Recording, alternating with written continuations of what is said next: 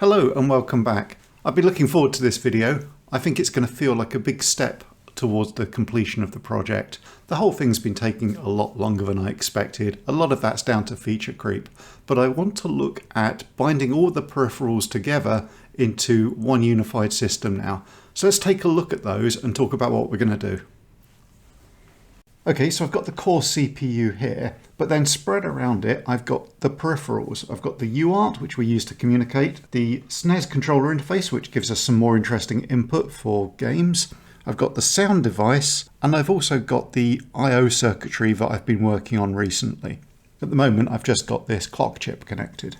So my plan is to connect all of these peripherals onto a single peripheral backplane that connects with the bus. And that's going to make the whole build an awful lot neater, hopefully a bit more reliable, and have a lot less of these little fly cables. Will also pack all of this down into about the same space vertically as this UART board turned 90 degrees. And so that gives us a lot of extra room to work around with the VGA circuit and any other breadboard work we're doing on the side. Right, so as I've been designing the various peripheral PCBs, I have been assembling the connections for them together onto a unified backplane PCB. So let's take a look at the schematic and connections for that now and see the extra work we need to do to create a unified backplane. Okay, so here's the peripherals backplane as it's been built so far. I've got the 3 modules for the UART, the 3 modules for the audio subsystem. SNES controller is just 1 module, and we've got this big gap here for the I/O board that we haven't finished building yet. Although we know it can't take more space than that, and we're not going to leave a silly little gap. So we can just put the headers we think we might need on here, and then we can finish up this backplane. Actually, here's the VGA one. Now, I'm going to have to reorganize some of this at some point, but I'm going to put these support holes in at exactly the same place as they exist here, just because it'll be a lot nicer if the boards match in that regard.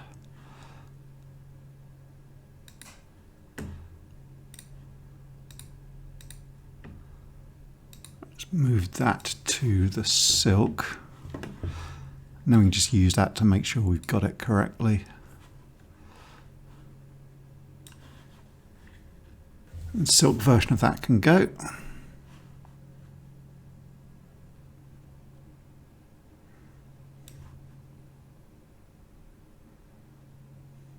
That's weird, we seem to be lacking the outline bit on those. I think I selected that badly.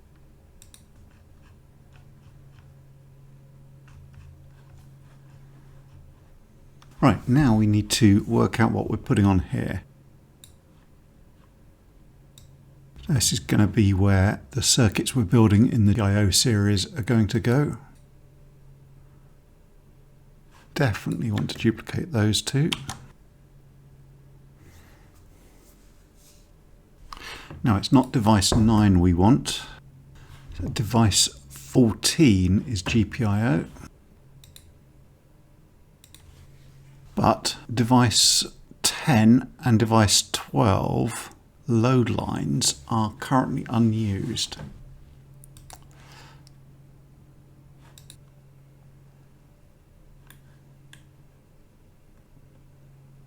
Device 10, so that's the VGA, is simply used for read, and UART control is just used for read.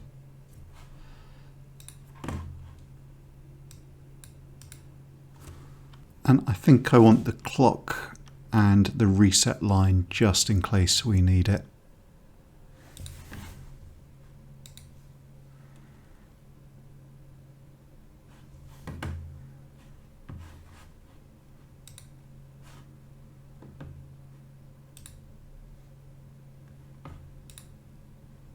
Now, main bus, I think we definitely want to put it down here the same as we did. Line it up there.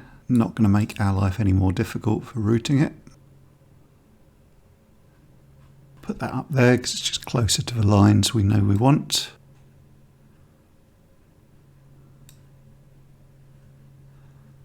Really don't need the extra VCC line here.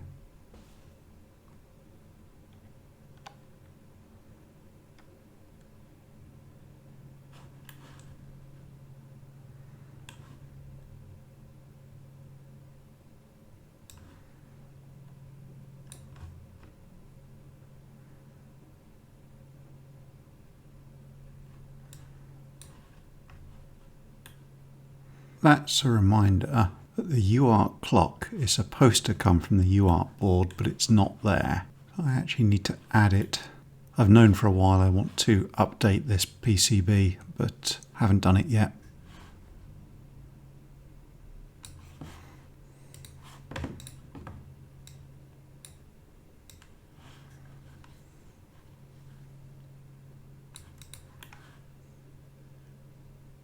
Oh no, the mounting holes have disappeared. They must be objects on the schematic.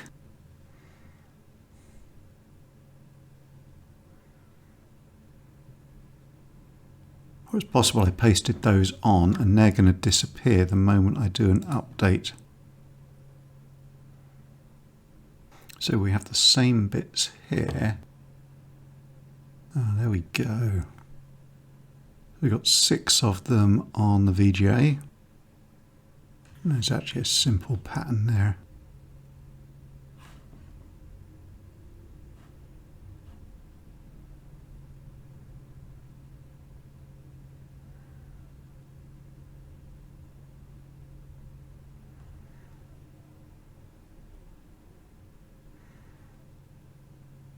Interesting.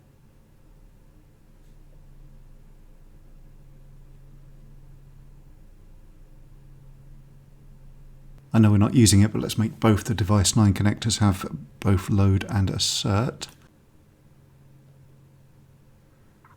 Okay, so to the best of my knowledge, that's everything. Let's tempt fate and put a 1.0 on that. And we'll put a couple of ground holes here for physical support.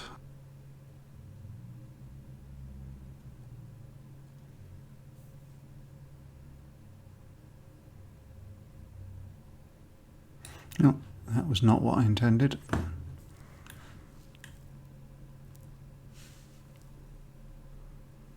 Right, well I guess I need to route it, and I'm not going to use the auto router for this. Okay, so the first thing I want to do is cross-connect the bus connections. So we want a good connectivity between the two sides of the board here, just in case we're daisy chaining stuff on.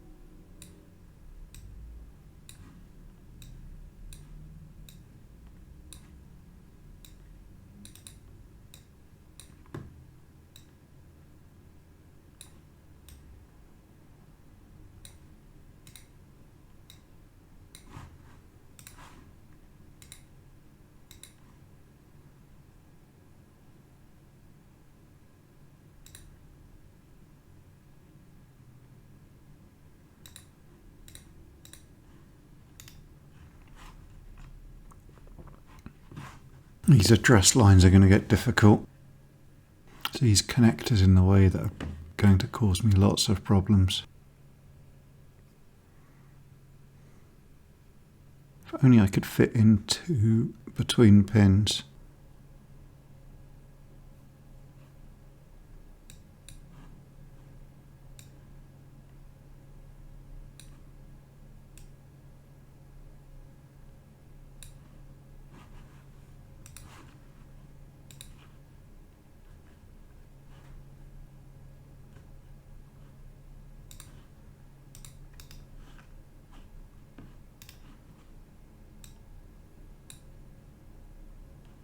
I definitely can't fit 2 wires in the gap here, so I need to bring enough wires around to make room for it.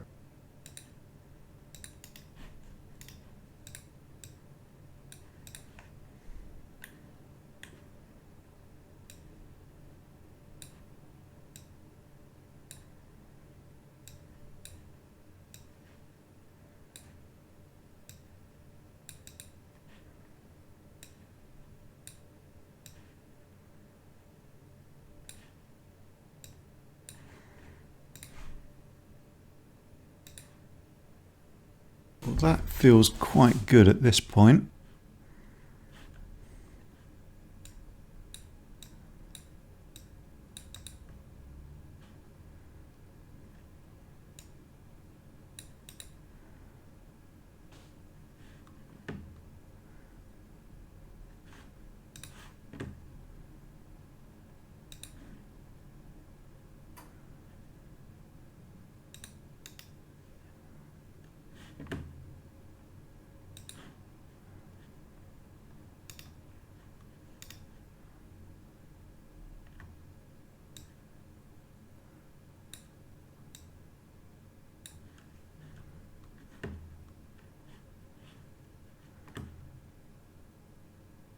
Not a bad start.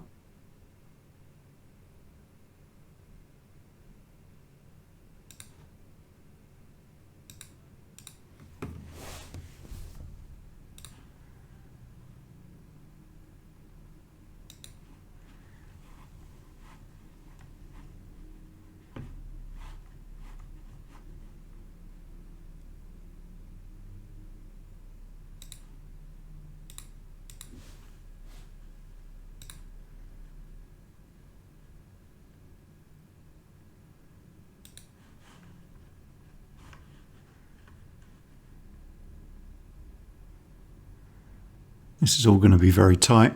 Obviously, once I've cross-connected these, I've got all the important signals to bring up to the boards themselves. I strongly suspect once this bit's done, it's going to be trivial.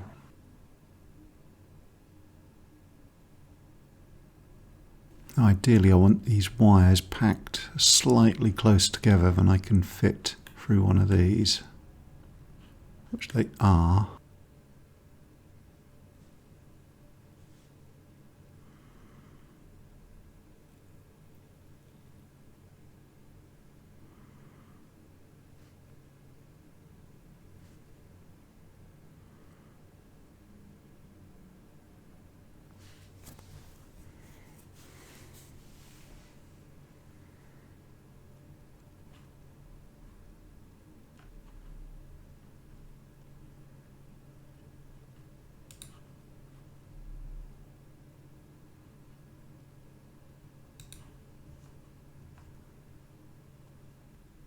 That's not going to be a fun set of connections.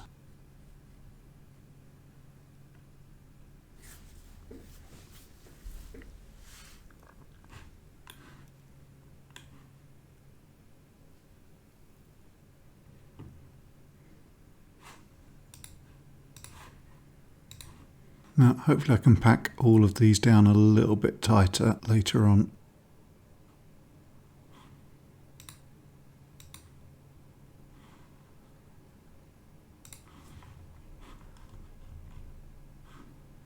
Now, I am expecting this to end up as a 4-layer board.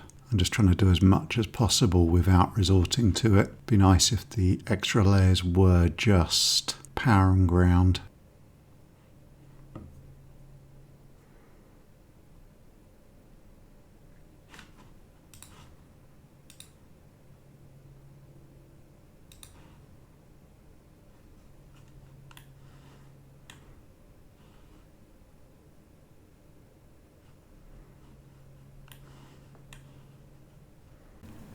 Let's take a little break from down there and do these ones up here.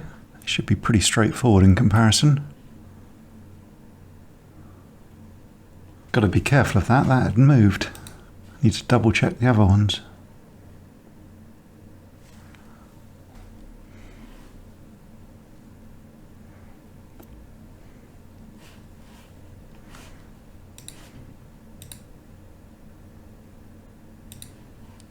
That's a bit easy compared to the lower ones.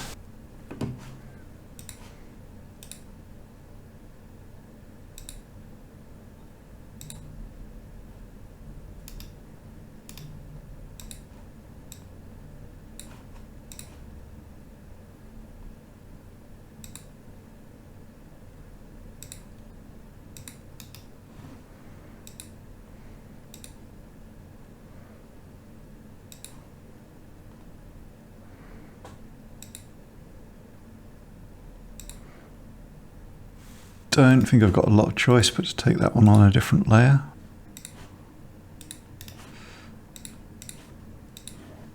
So that's the first step all the way.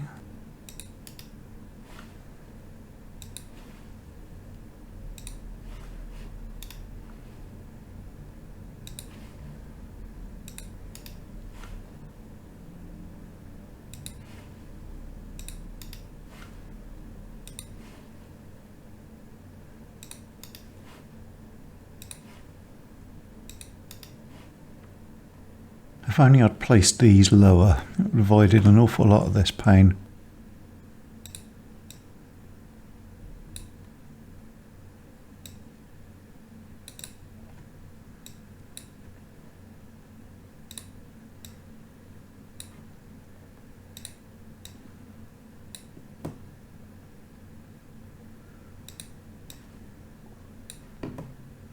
I think that lower one's going to work quite as well as I'd hoped, but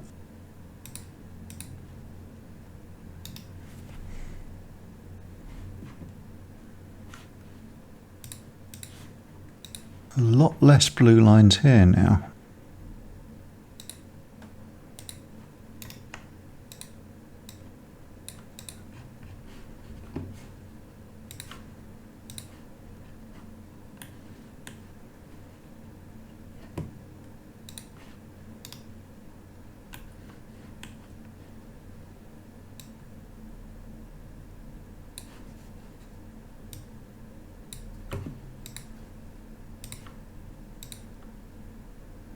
Okay, so I'm going to hide VCC and ground, and we'll hide the chassis ground as well, actually.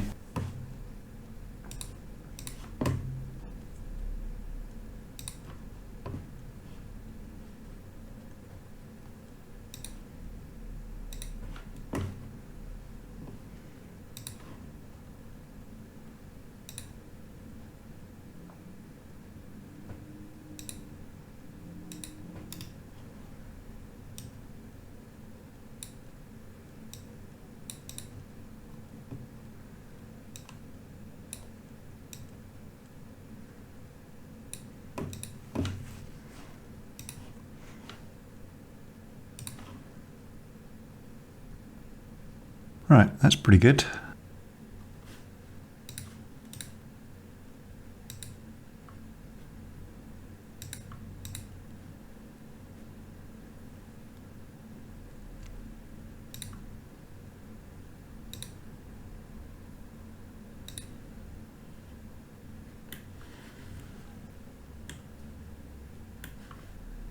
That gap not being wide enough to take a wire is going to make life very difficult here.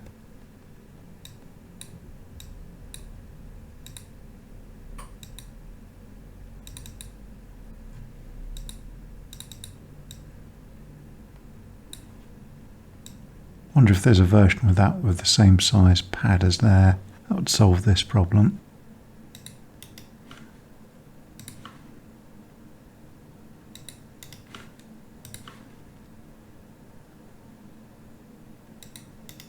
Okay, a lot less rat lines now.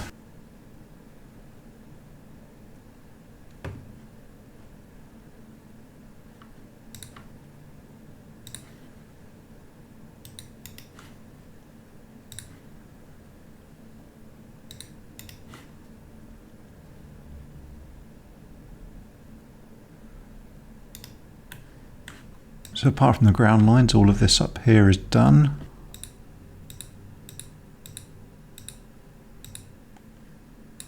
Not quite sure what I did there.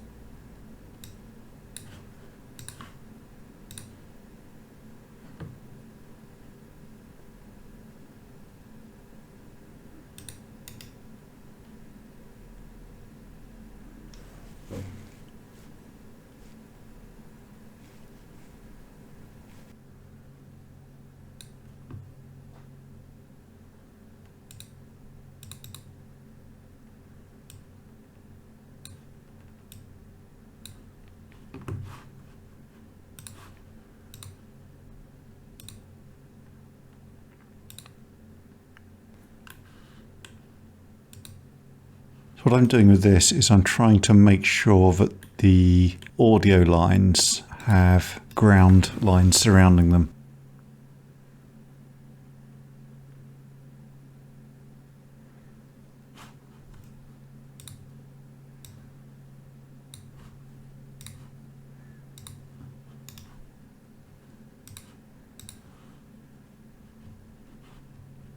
No idea if that will help, but makes me feel better.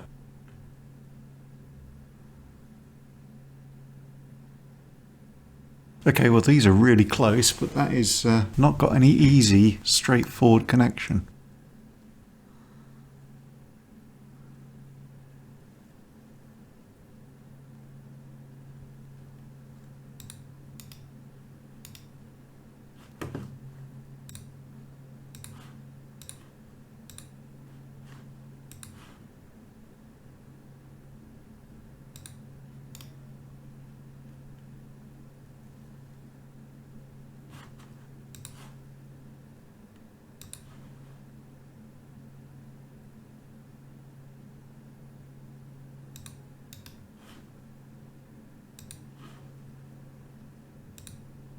Let's get these lines finished, then we'll worry about the connections down towards the bottom.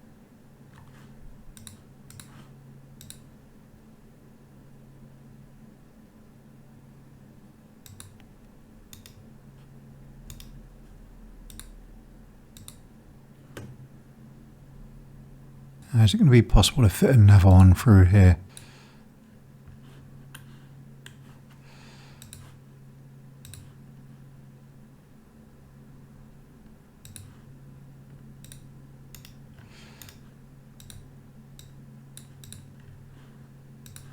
Okay, just those two more signal connections to make. Now we've seen what we've got, I think spacing all of this out slightly more would be good.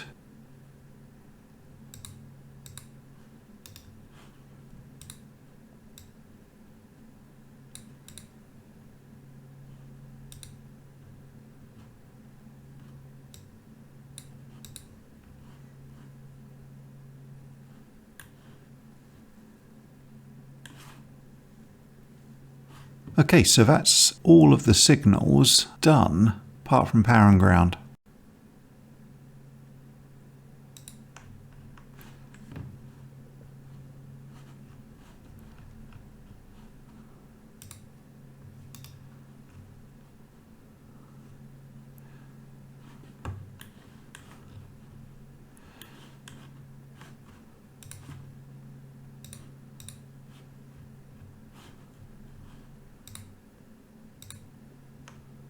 I've been told that it's good to get a chassis ground connection all the way around the perimeter.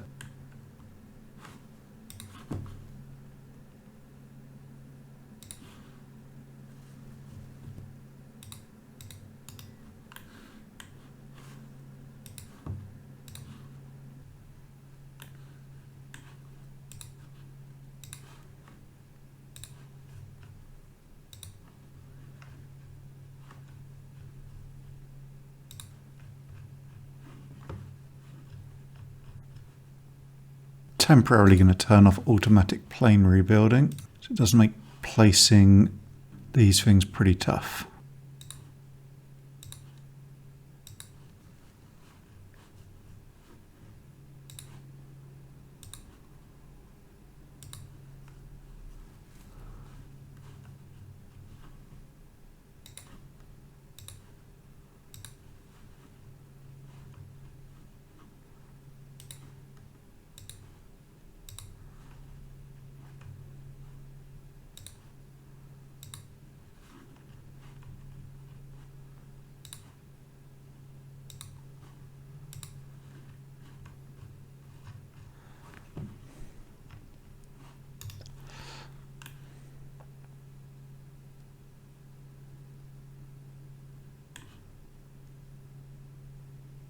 Never used this option before. Let's see what it does.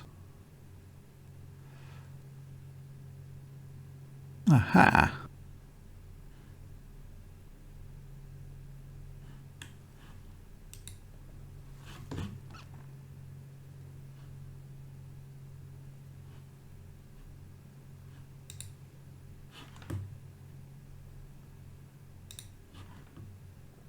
Oh no.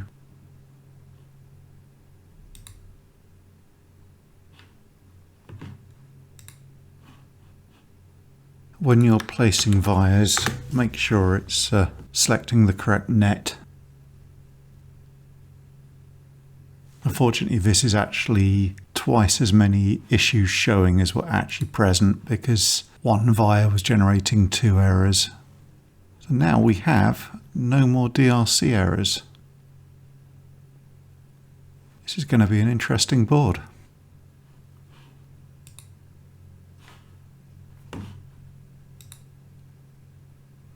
Looks like a weirdly accidental piece of board outline.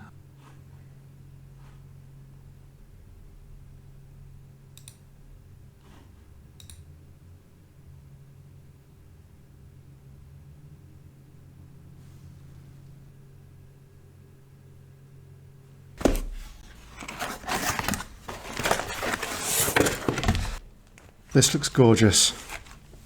You can already see just how much less space this is going to take up on the desk.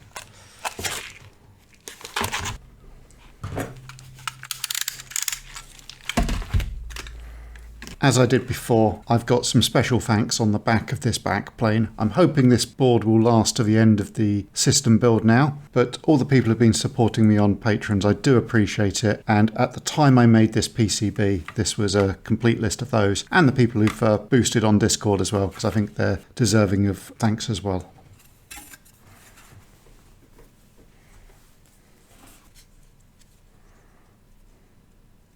I've got something new to try out for supporting these things now. I've just grabbed a couple of old bits of PCB and soldered some pins to them. So my hope there is we can use those to support the headers .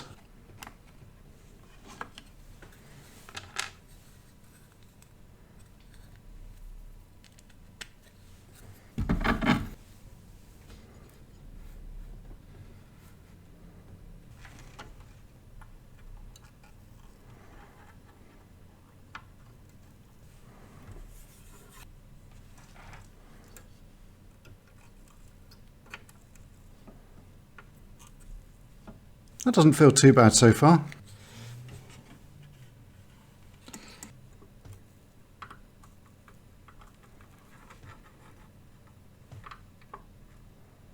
I think that one's got solder at wicked in, but I'm always paranoid about these connections.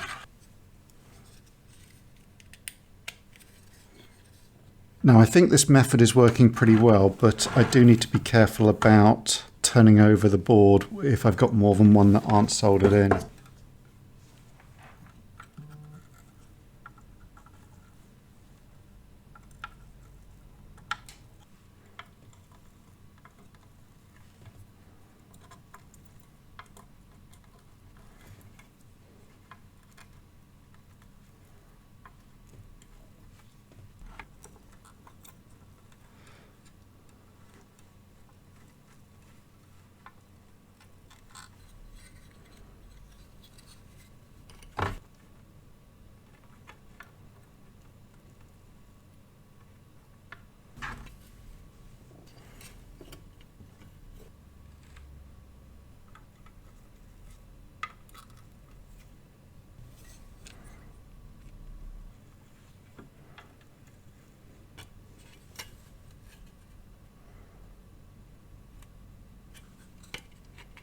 I wonder if for these really short ones it might be good to have a board with a much longer row of supporting pins that I can put into other sections.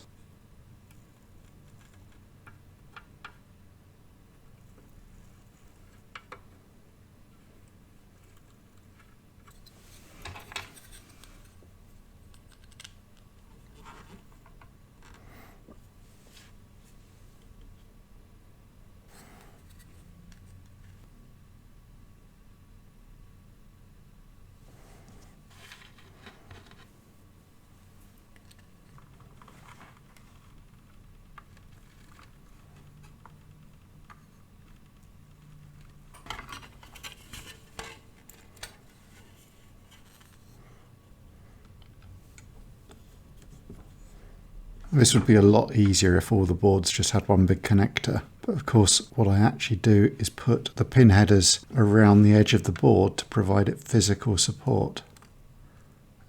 One of my goals for this build is to have it all laid out and visible. And that does impose some constraints on what I'm doing.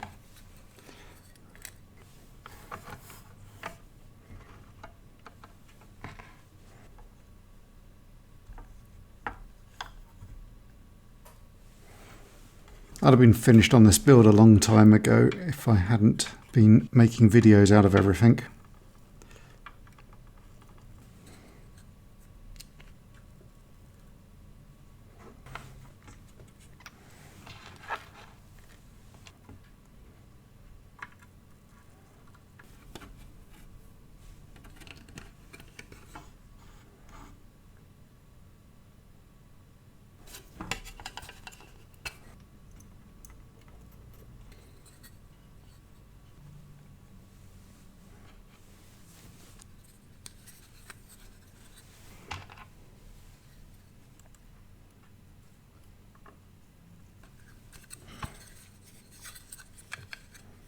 I'm wondering if I can make my life a little bit easier just by cross-connecting these, as they're just going to be the support for the lower pins.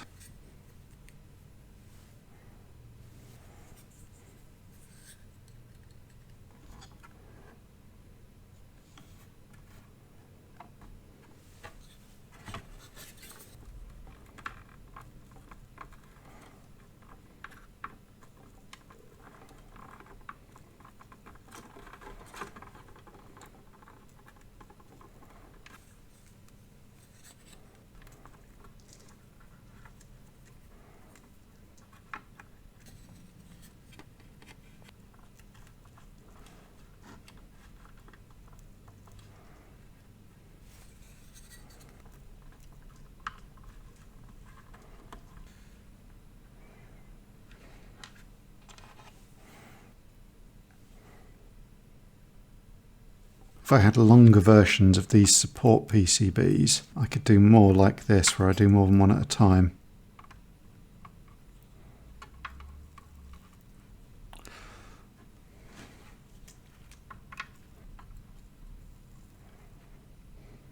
I've had a few pins that haven't flowed all the way around like that without an extra poke.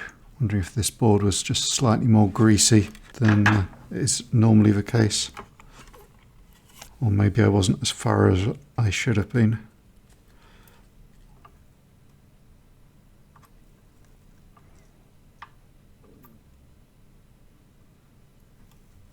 That one doesn't look quite as straight as I'd like it to be.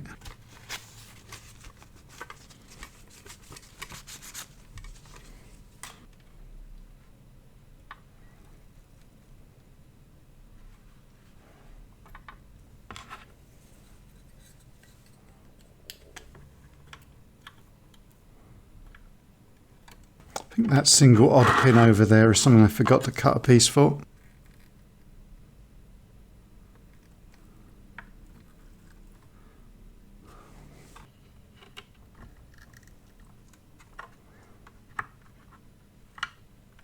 Missing a 2 as well. There's a very good chance that observant people will be able to point out where I sent one flying, as opposed to not having it at all.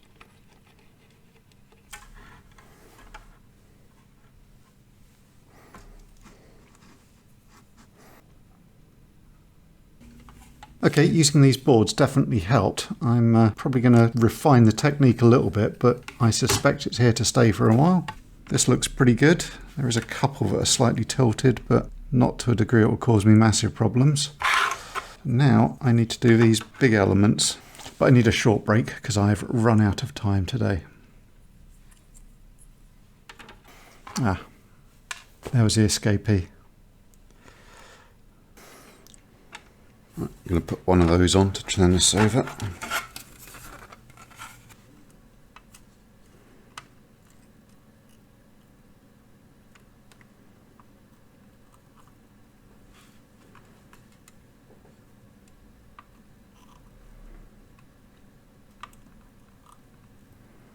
Now these groups of pins can be quite tough, but I imagine probably the toughest one of these I've got to do in the whole build is going to be the VGA connector. Not looking forward to that one.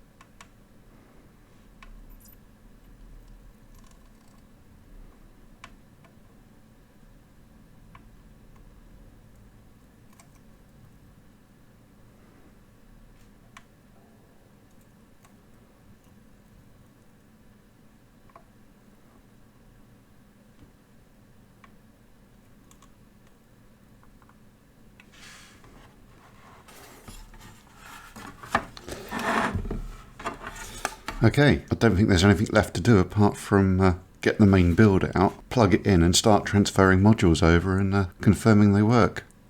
Time to reorganize everything. I'll be back in a bit. Okay, so I've got the build back out. I'm slightly more zoomed in than I was at the start because we're expecting to bring all of this in a lot tighter. Now, one thing that I haven't done yet is attach some of these rubber feet to the board. Now, this piece of laminated wood that I'm using, the old version of this got quite scratched up by the pins on the back of my various backplanes. I'd like to avoid that.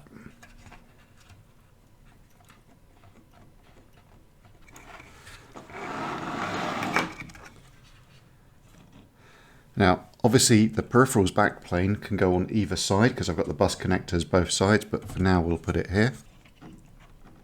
And I've been debating with myself if I should just transfer everything across and give it a test in one go.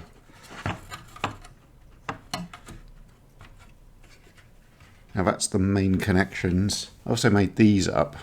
They're labelled power, but they are as much about creating a little bit of physical rigidity for the build. I have to be incredibly careful here because bent pins are very fragile and I'd rather avoid it.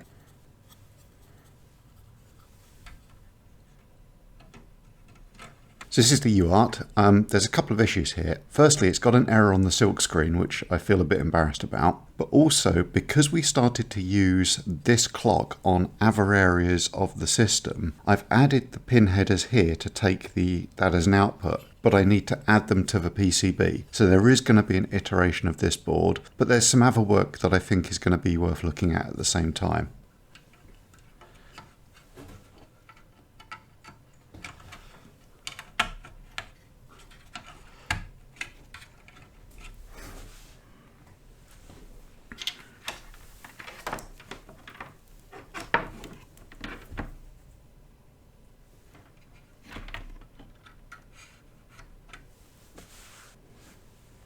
And of course we can continue to plug boards in using the breakout, so developmental work can continue.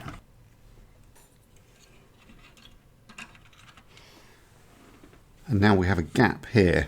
Now we don't have a final I/O PCB, but we know the space it's going to take. We know the maximum set of connections it can have because it's basically all the currently unused I/O port lines and the reset and system clock, etc. And so I've made up this PCB to sit there and provide those connections simply.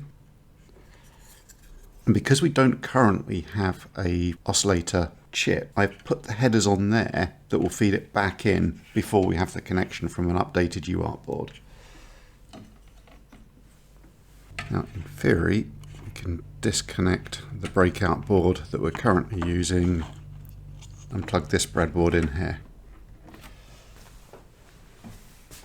So at this point, I don't have a good reason not to power it up and see if it all works. Well, that's a very good sign. And most importantly, the UART here must be fully functional because we've actually got the monitor output from it. We've got the audio, the controller, and the I/O work all connected up for the first time, I think. So I think the obvious thing to do is give those a bit of a test. So the controller, we know this circuit is operational. I push buttons and the LEDs come on.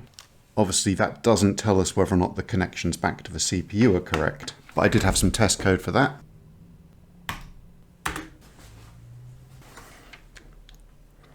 A, B, X, Y, left, right, up, down, shoulder buttons, start and select. Great. It's going to make things a lot neater doing game development work later on. Sound device. Now sound is actually what I've had connected least. Partially because it was a bit of a mess of these multiple boards and it takes up quite a bit of space on here. But now it's all easy. And if this works, it is a little bit of a hint at one of the bits of code I've been working on in my spare time.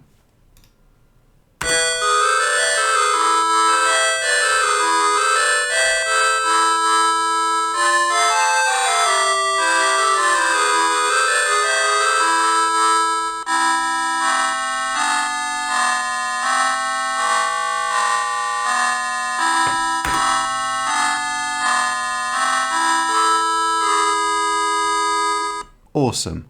I do need to get a better speaker though. Alright, I mean it's not really much to this circuit at the moment, but I suppose we can test these connections work. So this should set the top 4 as on and the lower 4 as off. That's fine. We can go the other way. I've still got this RTC chip in. Now, the day after I originally recorded the video, I had a check to see if the time was holding, and then a little while after that, a couple of weeks I think, I did a test. But if I just run the time read code again, we'll see if it's holding something close to the correct time. Now it is currently 1:31. That looks pretty close. I didn't set the time exactly. It's probably gained, a minute or so in about a month. And for a little circuit like this on a breadboard with a tiny little crystal, that's probably not that bad, to be honest. That's cool. I am really happy with this. The board is so much neater than the mess of cables I had before. Chances are I'll be able to write a lot more code in the near future, which takes advantage of having the sound, etc. all plugged in, just because I'm not going to be forced to disconnect it to make room. I think probably I'm going to soon test out plugging the VGA in at the same time, which will be the most of the circuitry that's been plugged in all at once, I think, to date. That's going to be fun. Okay, I am really pleased with the progress today. Adding this backplane in really makes the whole system feel a lot more complete. And it gives me hope that I'm actually going to be able to bring this project to a conclusion one day. Hopefully this year, actually. A few videos left to go in the I/O series. Got a little bit of work to do on the UART. And there's still quite a few videos to do on the VGA series, but of course that's adding some pretty cool functionality as well.